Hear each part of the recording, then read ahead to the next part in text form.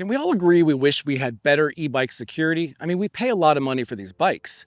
Like for example, what if I pulled out my phone, drew an imaginary line or a fence around my bike, and if it left that, I'd get notified, no matter what time of day or where I was. Or better yet, what if I was riding this bike to work or school, and when I got there, I hit lock and the bike mechanically locked the rear wheel to prevent anyone from pedaling away with it. And if they did somehow get it out of there, you could still track it real time no matter where it went, no matter where you are, because the bike has 4G connectivity built right into it. Well, these are things we no longer have to wish for. We now have them. Meet the Aventon Level.3, a Class 3 commuter coming in at just $18.99. And it's got really nice features, things like over 70 miles of range, a new motor torque sensor, new hydraulic disc brakes, and not just any, but Magura hydraulic disc brakes, and a whole slew of security and tech features, as well as practical commuter features that take this bike, in my opinion, to the next level. No pun intended. So stick around and let's do a deep dive on the all-new Aventon Level.3.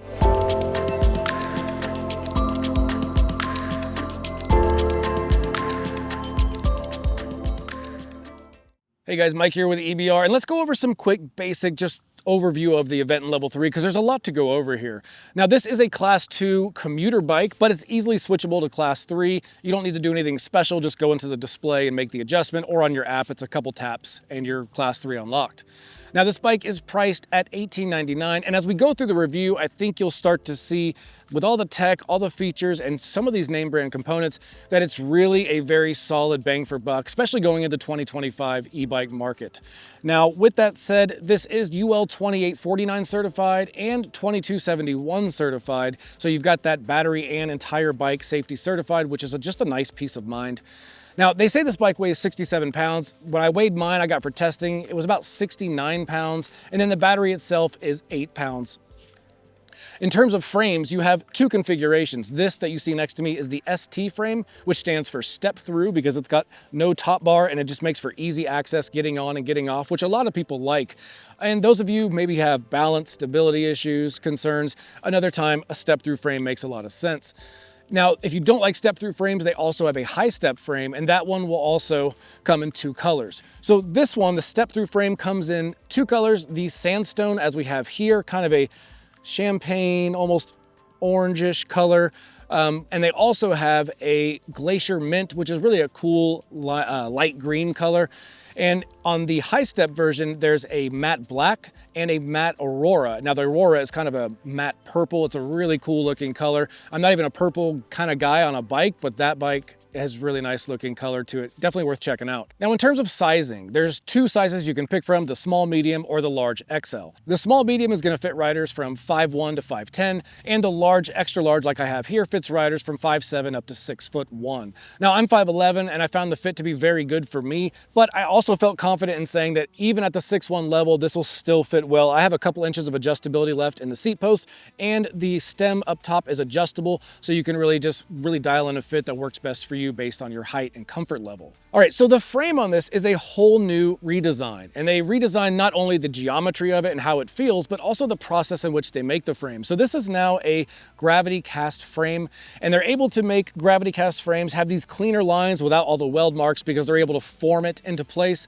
And this time around, one of the challenges of making a step-through frame, a good step-through frame, is eliminating the felt flex or wobble that you may get when you lack that support top crossbar. You kind of get this forward and aft flex on e-bikes. Now, sometimes this can be really bad and sometimes it can be barely noticeable, but in this case, they did an excellent job. The frame is very stiff. I didn't feel or notice any kind of flex, and the frame feels very responsive and just playful when you're riding. Now, they've also changed the geo. So now we have a longer reach up top. We've got a longer wheelbase, and what that did is allowed you to kind of stretch out a little bit more of a sportier or more aggressive ride. Now, the good thing is, a lot of people like the more sporty look when they're riding, but if you don't like that and you want a more upright, you do have that adjustable stem, and you can bring those handlebars up to kind of lift your body position up a little bit. But if you're dedicated and only want a true, fully upright Dutch city cruiser, then you should check out something like the Aventon Pace 500, because that will be kind of more in line with that. But for everyday typical rides, this sportier kind of geometry, I think, fits the personality of the bike and its intended use for commuting really, really well. Now, some geo numbers for this new frame. We got a 17.4-inch step over height here that acts for the distance from the ground to the lowest point of the frame. We've got about 6 inches of adjustability in the seat post. You've got a fully adjustable reach there that can be, I'd say, somewhere between 17 and 19 inches of reach, depending on how you have the stem angled. And the wheelbase is now 45 inches from front hub to rear hub, and the max payload is 300 pounds. Now, when it comes to the wheel choice they went with a double-walled alloy wheel sized in 27.5. Now, it's also got 36 holes for the spokes, and those are 13-gauge spokes up front and 12-gauge spokes in the rear. Now, they've wrapped these wheels in a Kenda Quick 7.5 commuter tire. It's got a reflective sidewall for visibility, especially in commuting. Headlights will hit those. It kind of looks nice at night. And then you also have this nice hybrid tread pattern that's not fully commuter slick, but also not knobby like a XC or an all-terrain tire. It's kind of hitting that sweet spot between giving you traction, but still having nice low rolling resistance and no noise on the road. They're very quiet tires. Been really happy with these tires all in all. Now, in terms of a commuter bike, you're gonna expect some creature comforts, and this bike is really loaded to the gills with them. So we've got a front headlight up front that is adjustable in its angle, and it's very bright, easily turned on through the display or on the app. You've got a tail light in the rear here, built into the seat stays of the frame. They look very premium and just good looking in general. They're not a clip-on light or something that's gonna break off over time. They're just a part of the frame, and they have a really nice look. And they also have turn signals built into them. So you're gonna have your tail light and turn signals through these seat stay frame integrated light. Now, one thing I will say that I think they missed the mark on, we've got a tail light, we've got a headlight, we've even got turn signals, but there's no braking indicator built in or programmed into this tail light. It just seems like an easy win. It would help with visibility, but nonetheless, headlight, tail light, and turn signals, you're fully equipped front to back with lighting. Now, also equipped front to back is these polymer or plastic fenders. Now, these fenders were done in a new way that I really like. They feel to me about twice as thick as the typical plastic fenders that we see. And then they have really solid, not flimsy at all, rods for support, as well as some other support points like the top of the fork and the top of the rear rack. Ultimately, these are very solid, stable in place. You get no rattles, no noise, and they hold up really, really nicely. And when it comes to the gear you bring or how you're gonna carry your gear when you're riding, this does come with a nice matte black rear rack that's rated for roughly 60 pounds, or to be specific, 59 pounds. But then you also have 2 mounting points up on the down tube where you can put a water bottle cage or other accessory in place. All right, now in terms of power delivery on the new Aventon Level 3, still a 500 watt rear hub motor, but some changes to the voltage and amperage, and I think it'll make sense as we go through it. They've also updated the torque sensor. So like I said, rear hub, 500 watts, pumps out 60 Newton meters of torque, and it has a new torque sensor. Now, you guys have heard me say on this channel before that not all torque sensors are created equal, and that still remains true today. Some are overly sensitive, some don't feel that great, and some feel phenomenal like you're riding a mid-drive or there's no assistance at all. It's just a really good feeling. This one is going from good on the Level 2 to this new one on the Level 3, I'm saying is stepping into great territory. It feels very fluid, very natural, and it doesn't feel like you're being pushed along. Rather, you're just in better shape, which is always a good testament to the torque sensor. Now, the battery previously was a 48 volt system with 14 amp hours, but this time around we went with a 36 volt system, but higher amperage at 20 amp hours. And what that did is it effectively made the bike more efficient. We got more range out of this one. Now we have over 70 miles in my range test. It did really, really well. Now, normally a bike would come with a set of keys, so you could put a key in, turn it, drop the battery, and pull it off for off the bike charging or security, whatever you're doing. Now you just simply hit a button on the app and the battery will drop. I'll hit this, it'll ask me if I'm sure, and then it will go through the process dropping the battery. I'll depress the lever at the top, and that will fully remove the battery. Now again, this is UL 2271 certified. It has a 2-year warranty like the entire bike does. And they say when it comes to range, you can expect up to 70 miles. Now, of course, I went ahead and did a couple range tests myself. And on minimum assistance, so the lowest eco setting, I was able to pump out about 72 miles. And when I bumped it up to maximum PAS or in turbo mode, I still was able to get 35 miles. So really between 35, if you're flying down the road as fast as you can, all the way up to over 70, this was really solid range and great performance out of this setup. And to put this back, it's simply just the opposite of what we did to get it out. I'll put the bottom in first, and then I will click it into place, and you're good to go. One thing of note, the new plug for this, it has a little button you depress when you pull it out. So previously you would just pull the cords out, but now there's a little retainer clip that you'll want to make sure you depress when you pull that charger out. Now, on the note of that charger, they do ship this with a 4-amp fast charger, which is really cool. It just reduces that time overall to charge the bike from 0 to full. All right, so when it comes to the component lineup, I'm going to start with some of like the brains behind the bike, because that's kind of the coolest component there is on this bike, in my opinion. It's the little black box that sits right here, kind of behind and above the bottom bracket, very out of sight, kind of just sleek looking. It looks like a piece of trim on the bike. You really wouldn't know what it does. But that is called the ACU, which stands for the Aventon Control Unit. It's really just the brains behind the bike. It's going to handle the 4G connectivity, the security passcodes, and geofencing. That's kind of the big brain power behind all this cool new tech. Now, aside from that, behind me on the rear wheel, there's a billet aluminum cylinder, and we've never seen that on an e-bike. When I was assembling this, I was like, what is that going to be for? And that's when I found out that the holes that are on this are what a pin will engage and lock the wheel in place.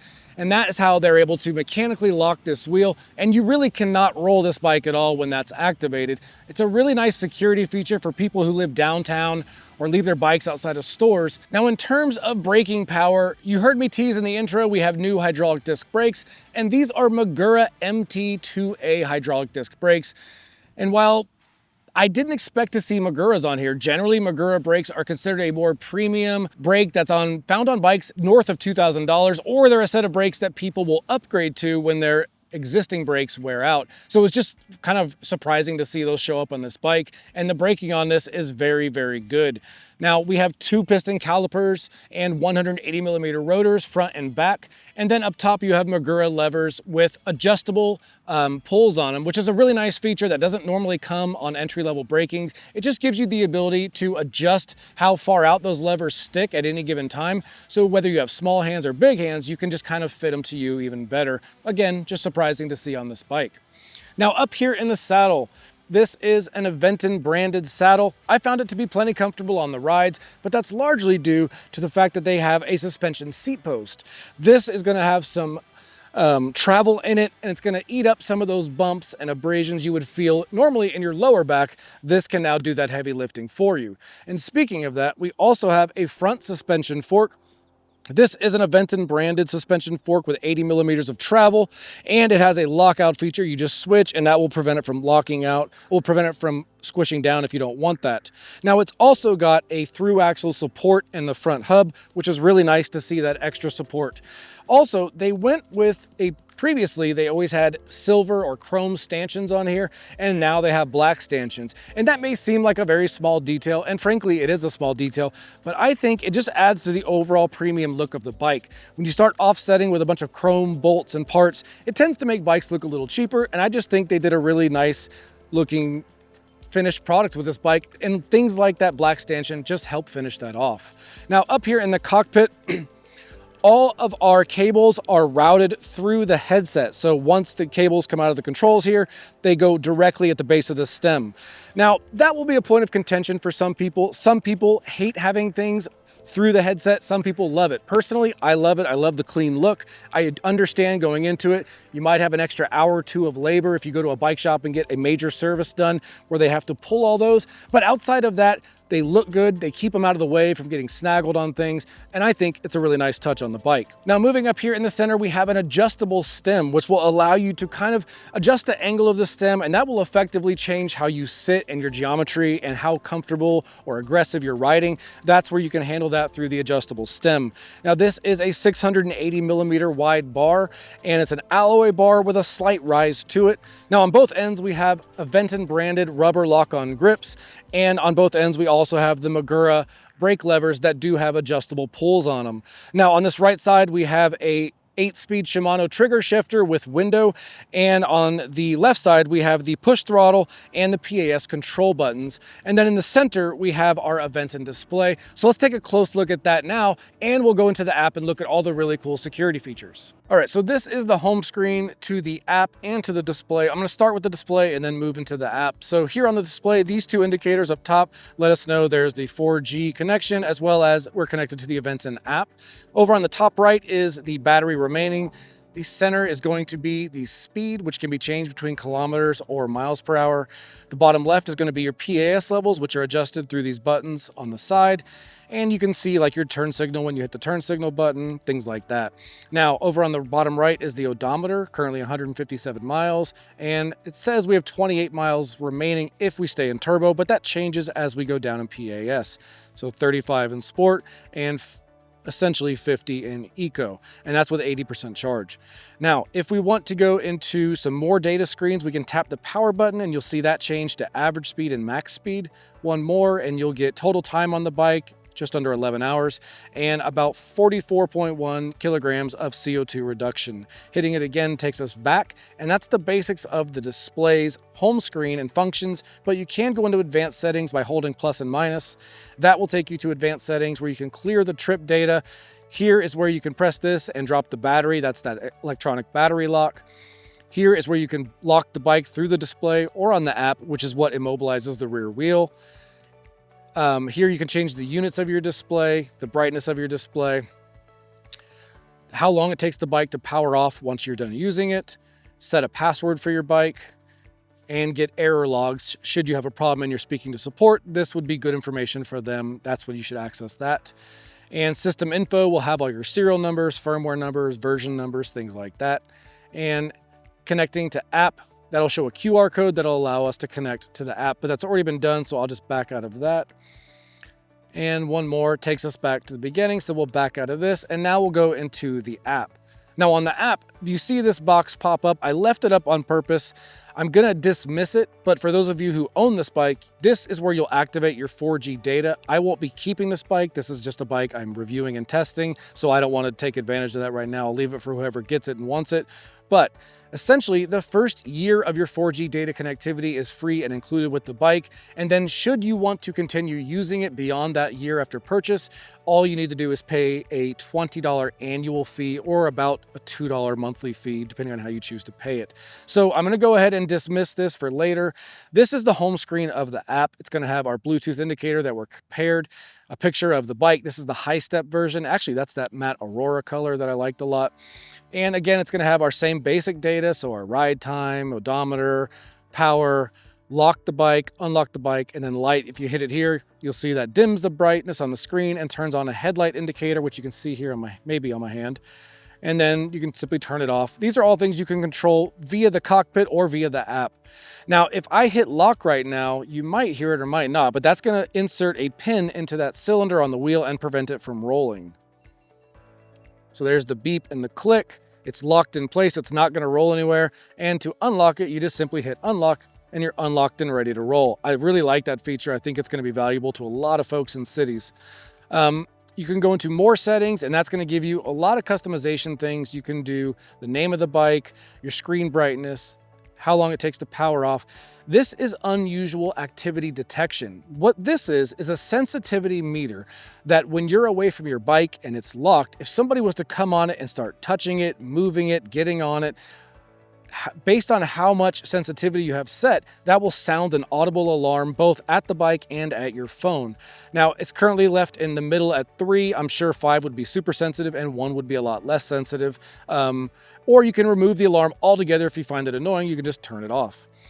Now, you also have a feature here called lock when powered off, and this is something you can set if you're the type to forget to turn on the security features of your bike.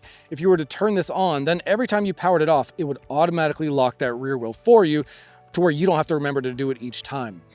Here, the same thing with the alarm. If you want it to be on, you can keep it on. If you don't want it, you can turn it off. Here's where you change between class 2. When you get it, the bike will be at 20 miles an hour. But should you want to go to 28, you simply bump it up, and you'll notice we get this warning screen. It just says, check your local laws. You agree to follow your rules. You hit agree and you hit continue, and then you can put it up to any level between 20 and 28. 28 will be the max. There it says the speed is maxed. Here you can change between miles per hour and kilometers per hour. You can change the PAS assistance just like you would on the controls here. You see it change on the display. Here is going to be Ride Tune. This is a cool feature where you can customize riding profiles for the bike.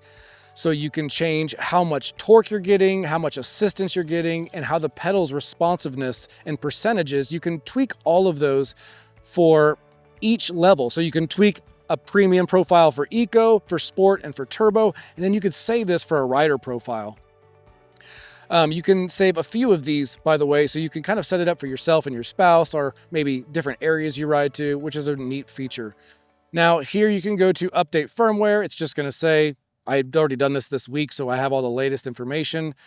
And backup and restore. Oh, but one good thing to note here, this is all over the air. So if this bike needs a controller update, a battery system update, a motor system update, ECU update, it'll just do it through your phone into the bike and handle it. You won't need to get it in or plug it in anywhere, which is a nice feature. So we'll back out of that. We'll go to backup and restore. You can just back up and restore the bike's information. You can clear the bike's password if you have a password set. IoT, this is going to be basically going over all of the security features that you can use through the ACU that we talked about. Again, it's free for 1 year. You pay $20 per year annually, should you want to keep it after that. Here you can go into security verification, and that will give you ways you can handle security on your bike. Transport mode will just basically say your bike will be shut down. To restart, press the power button on the controller. This is just going to not set off any alarms or wheel lock issues when the bike is being moved. Like say you put it on a vehicle and move it or something like that. Now, geofencing, my favorite feature on here, this is the ability for you to literally draw out a map, and you have different preset styles, like based on shape of your property or the area you want to do it. But essentially, even with these presets, you can still drag and drop each end. So you can make this as small as you want, one little area, maybe your garage or your house, or you could make it a big area. Maybe your kid is on it and you want to make sure they don't go outside a specified area in your town. This would be a great way to just keep track of them and make sure that people are staying where they should, and ultimately to know where your bike is at should somebody run off with it and you not know. And you can save 4 different geofences profiles, so you could have one for work, one for home, one at your kid's school. Really, wherever you wanted to put your geofence, you could do it. It's a really neat feature. And then here you go into About My Bike, and it will have a lot of the versions, software, firmware, things like that. Now, those are the bulk of the basics, but there's a few more things. Here, if you press the battery button, this is where you can, through the app, drop your battery out like I showed you earlier, and then adjust your PAS levels. Here you can look at where you are on a map, but that's not your ride tracking. If you want ride tracking, you just hit go, and it will start tracking your ride after I hit start there. Down here, you can find one of the 1,800 dealer service networks. They have them all over the country. So should you need to get some sort of service done for your bike, as you can see, quite a bit of options, pretty much regardless of where you are. Here you can get maintenance reminders. I've not checked any of these because, again, it's not my bike and I don't want to mess up other people's maintenance intervals. But this, if you owned it, you could keep track of all these things you did, and you'd know when the next time it was due. Diagnostics would be an area where it'll run through if I hit start and just kind of do a systems check on everything and let you know how it is. And help will take you to Aventon's support page. Right here is the Discover page. This is Aventon's social aspect to this app. You can see people, even today, February 21st, people all day have been posting things. We're still February 21st, February 20th, so now we're back. But people share their rides, maybe what they did, and some pictures of them out on the trail. It's a kind of a fun way to see other people in your area that have Aventon bikes and what they're up to. And then here's your personal profile page with just your personal account information and some badges you earn along the way as you ride the bike. So as you can see, quite a bit of really cool customizable features, really next level tech, and just a really nice setup altogether. It's a very well done app. It's never crashed or given me problems, and it's very just easy, user friendly to work with. So all in all, really cool job on the display and app from Aventon. All right, we're out here on the Level 3, and when you get on this one, you immediately can feel, or at least I can, because I'm pretty familiar with the Level 2, is there's a change in riding position, or the geometry. So the frame's wheelbase is longer, the reach is longer, and you're into more of an aggressive, sporty position. Now the good news is, you have an adjustable stem. You can pick up the handlebars and raise your upper body up, make it a little bit more relaxed. Or you can slam it down and make it aggressive. It's kind of the beauty of a adjustable stem.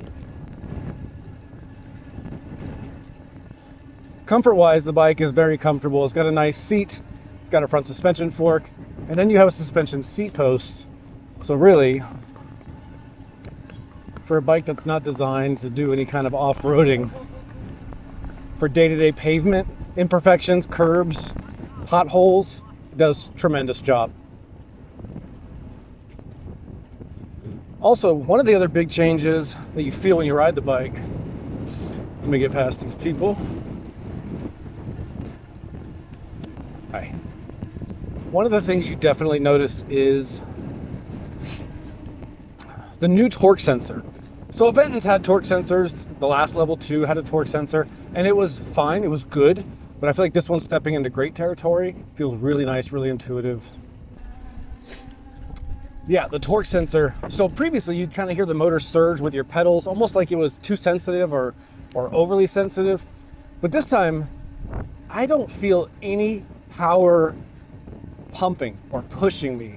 It's just naturally like my pedal strokes are more effective, right? Like I'm stronger, which is just the sign of a really good torque sensor. When it makes you feel like you're pedaling better than you should be, and it doesn't feel like that electronic push from behind, that's when you know the torque sensor's really dialed in, and that's exactly how this one feels. So it will ship as a class 2, but you can easily unlock this to class 3.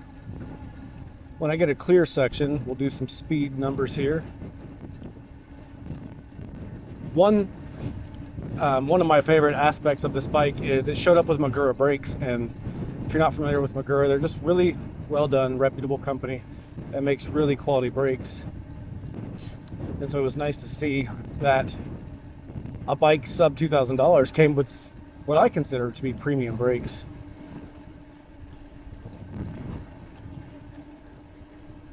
Hi.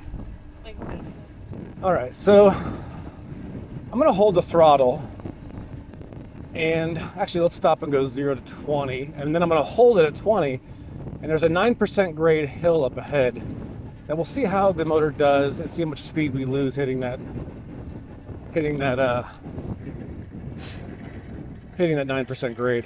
All right, so stop from a stop. I'll bump us up to turbo. 3, 2, 1. So a little reserve in the beginning, but they told us that was by design, and I think that has to do with why it was so efficient in the range test. But we're already up to 20 miles an hour. The throttle is doing its job. It's limiting us to class 2. Of course, we can pedal assist up to 28, but for the purpose of this hill, I'm going to just keep it at 20, pegged to the throttle, and watch one of the speedometers, whichever one your display will let you see. And let's see if, or not if, but how much speed we lose, because we'll certainly lose some. Now this is a short, punchy 9, but it's 9% nonetheless at the steepest point. On your left. Thank you. So I saw we dropped about, I was looking at the pedestrian as well, so forgive me, but I'm pretty sure I saw about 3.5 miles per hour lost on that, which is not bad. And then there's another hill here we're gonna hit. It's about 5 to 7%, but it's about a 1/4 mile long. So let's go ride that. And we'll ride it in sport mode, so the middle of the 3 pedal assist, so not the weakest, not the strongest. We'll do the Goldilocks, just see if it's just right for this hill. Either. All right, stop and clear. All right, let's get up this hill. So like I said, I'm in sport. Man, the torque sensor is really nice on this. When you're pumping on the pedals, that's when you really feel it. So I'm not losing my breath. I'm not pedaling super hard. I'm in the 6th gear. I've got about an 80 to 85 cadence. Rotations. I'm holding 17.5 all day here. Still casual conversational tone, not pushing hard. Looks like we might be dropping a hair. No, still 17.5.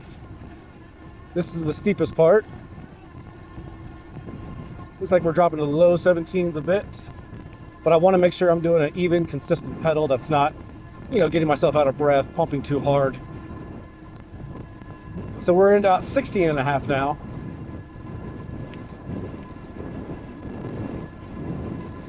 It's really holding its own. The 60 Newton meters of torque, I think it's a really good pairing for this bike.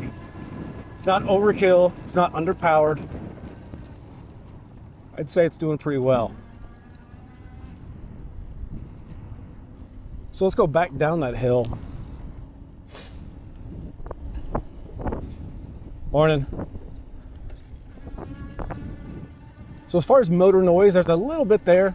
It's very low though. It's not silent, but it's definitely not loud. All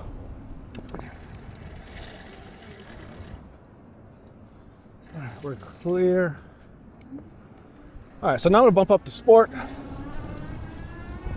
Man, that gets up quick. And we're at 28. Granted, we're on a downhill, but I only did about 7 or 8 cranks. They got there quick. Let's do stopping from here. 3, 2, 1. And that was from 28 miles an hour. The brakes are just so good. These are a little noisy. I had a crack in the resin compound on the pad, so it's a little scrubby, and I'll have to swap it out. But the modulation is so good on here. You can really feather in that stop. If you're not familiar with what modulation is on brakes, it's basically the effective point in the brake pull. So when you pull that brake handle or lever, it's the point at which you start feeling the braking power kick in. So a little bit at first, and then as you press harder, you can kind of control the pressure on the brake pads, lighter, harder, whatever you want. And what that does, having modulation is sought after in good brakes because it's just going to give you more control of how you stop. It's not going to lock it up immediately.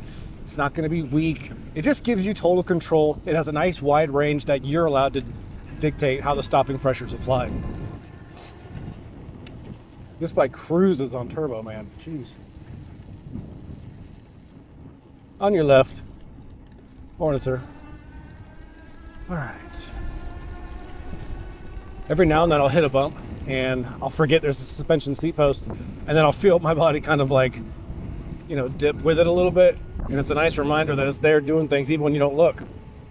Same with the front suspension fork, which also, the front suspension fork has a through axle support, which it's not necessary, it's not mandatory, but it sure is nice having that beefed up support on the front fork. And these Kenda Quick 7.5 tires, they're pretty awesome. They roll smooth, they're quiet, they've got good traction, they have good tread that gives them traction even in varied conditions. So on wetter, slippier days, it's gonna be nice to have that traction and not have a full-on commuter slick tire. Now, in terms of gearing, so we've got a 48 tooth up front and a 12 to 32 8-speed cassette in the rear. So I'm riding 20 miles an hour. I have really nice pedal pressure, so we're definitely not ghost pedaling, but let's get going a little bit faster, get up to those class 3 speeds and see how that pedal pressure holds up. I've still got pedal pressure, like still. Yeah, it's geared really nicely, so you've got good, I'm gonna slow down because I'm flying, but you've got really good gear range. I think it's going to be great on flats like this. It's going to handle moderate hills, small inclines. Now, if you get to a crazy hill, 12% or more, then you're probably going to have to throw some leg power in there. But all in all, I think it's very well done. We got over 70 miles range in a single charge, and the bike just feels grown up. It's just really well done. I've been really happy with it. And yeah, let's go back and wrap this up. All right, so let's go through some of the things we liked and didn't like. I put this bike together, I assembled it out of the box, and so I have kind of a good idea of some of the inner workings on this and figured it was only fair to do this walkthrough. Now, before I jump into it, thank you to Feedback Sports. They do provide us with some bike tools, and specifically their Pro HD rack. It's lightweight, it folds up quickly, it's aluminum, and most importantly, it does a good job of holding up these big, heavy e-bikes. I'll put a link down below if you guys want to check those out. Now, starting up front, I'll work my way back. Some things that stood out about this build. First off, up in the fork, we got a through axle support. A through axle is just a beefier connection and support point than, say, like a quick release, or sometimes they'll actually put a threaded axle on here, like a bolt axle, which is strong, but it's a big pain in the butt, especially if you have to change a flat tire. This through axle is easy to remove and provides the good stable support you want on the front end. Now, complementing that, they have a threadless headset here and an adjustable stem that's actually really well reinforced. Sometimes on adjustable stems, you'll have contact points as it like ratchets up in its different positions, and those will have a little bit of flex and feel and give. This one is very solid, and coupled basically with the threadless headset and the through axle on the front fork, it's a really solid front end, just makes it more responsive, feel really good when you're riding. And then we also have the composite fenders. Now, you've heard us say before, we like composite fenders over, say, metal fenders. They're not gonna rattle as much, they're not gonna bend if you bump them into something, and they're not gonna rust. And now sometimes when you get plastic fenders, they can be a little thin, a little flimsy. This one's a really good balance of durability. They feel about twice as thick as we normally get, and they have 3 connection points. So you got 1 up here on the fork, and then 2 with really solid mounting bars here. And so there's just not a lot of play in these, not a lot of rattles or vibrations. They did a really solid job on these front fenders, and the rear for that matter. All right, now going back to seat post, we have a suspension seat post, which on its own right is kind of a nice feature to have on the bike. You'll feel it when you ride. It absorbs areas that you might be soaking up with your lower back.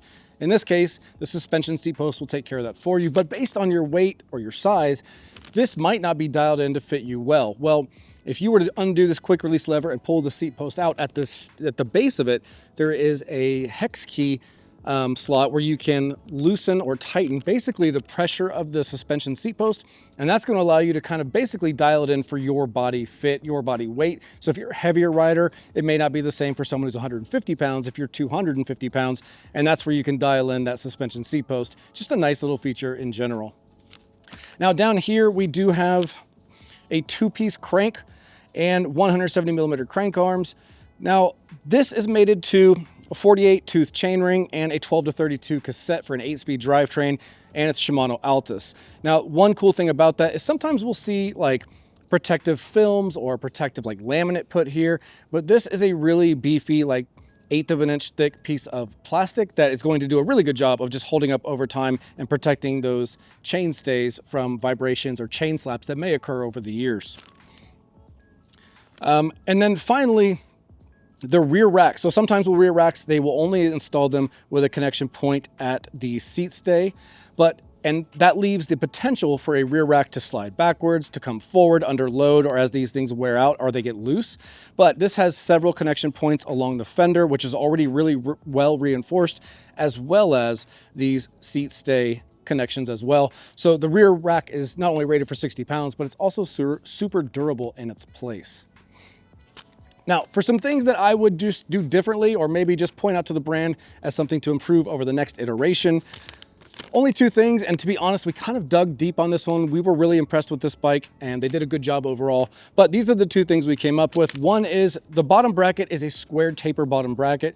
Now, they're reliable, but they're a little old school. They're definitely super heavy in terms of what modern bottom brackets can be.